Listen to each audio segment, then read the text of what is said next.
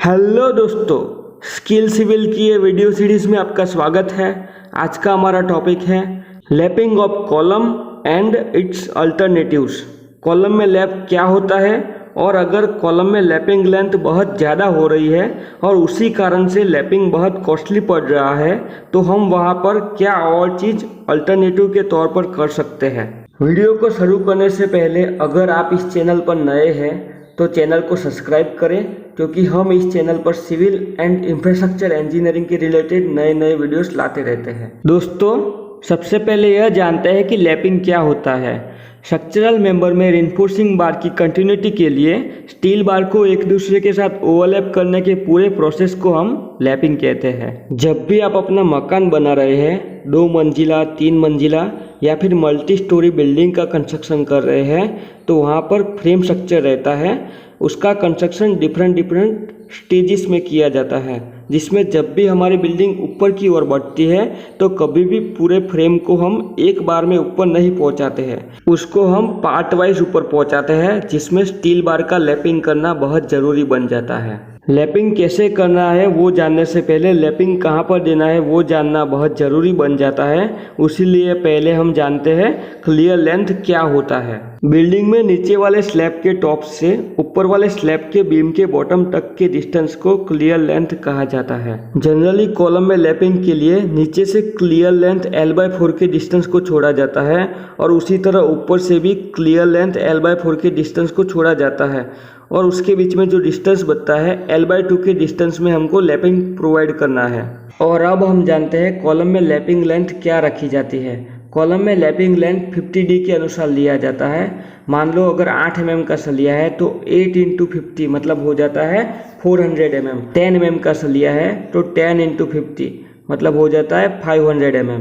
यहाँ पर आपको एक प्रश्न जरूर होगा कि कॉलम में 20 mm के सरिये के ऊपर 16 mm के सरिये को लैप किया जाता है तो लैपिंग लेंथ क्या रखी जाएगी। दोस्तों, ये प्रश्न के उत्तर को हम आपसे जानना चाहेंगे। आंसर को आप कमेंट बॉक्स में जरूर रिप्लाई करें। अब जानते हैं लैप को कैसे देते हैं। As per IS code in the column lapping not more than 50% area of the cross section of the column should come at one place। Column में सरिये का लैपिंग स्टैगर्ड मैनर में किया जाता है। फॉर एग्जांपल, आपके कॉलम में अगर 16 सरिया है तो उसमें से मैक्सिमम 8 सरिये का लैपिंग ही एक जगह पे आप कर सकते हैं।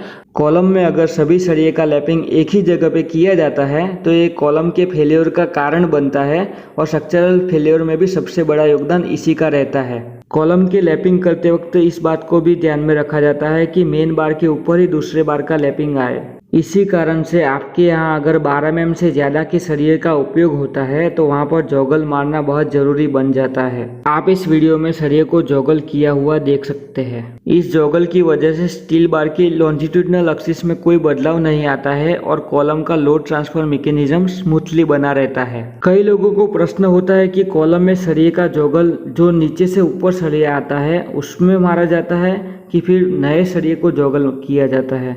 तो इसका सही आंसर ये है कि हम दोनों ही तरह से जोगल लगा सकते हैं, लेकिन उसमें कॉलम के क्लियर कवर को ध्यान में रखना बहुत ज़रूरी है। इस चीज़ में अगर प्रैक्टिकली देखा जाए तो कॉलम के नए सलिये में अगर जोगल किया जाता है तो इसमें इक्वल क्लियर कवर बना रहता है, जिससे काम करने में आसानी रहती है। जैसा इस वीडियो में दिखाया गया है कि कॉलम के सरिये को अंदर की तरफ से जोगल किया गया है। अगर आप भी इस तरह से सरिये का जोगल करते हैं तो सरिये के क्लियर कवर में कोई दिक्कत नहीं आएगी, आपका शटरिंग आसानी से हो जाएगा। जैसा कि आपको पता है कि कॉलम में जब भी लैपिंग किया जाता है तो वहाँ पर जंक्शन पे कॉलम के फेलियर का चांसेस बने रहते हैं।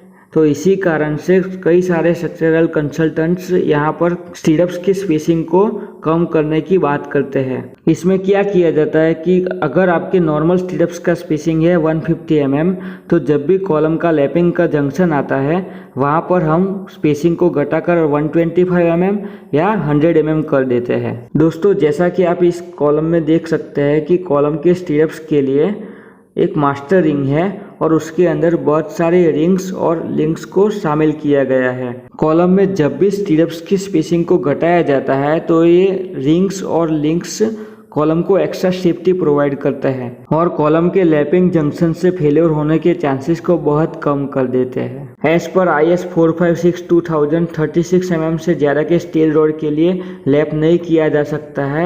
हम यहाँ पर लैपिंग के अल्टरनेटिव्स वेल्डिंग या कपलिंग का यूज़ कर सकते हैं। यहाँ पर बहुत सारे लोगों को प्रश्न होगा कि हम हायर डाया के लिए लैपिंग क्यों नहीं कर सकते हैं। तो इसके दो मुख्य रीज़न हैं। पहला है, जब भी हम हायर डाया के लिए कॉलम में लैपिंग करते हैं तो रिबार्स को कॉलम में ठीक से पोजीशन करने में प्रॉब्लम्स आती है।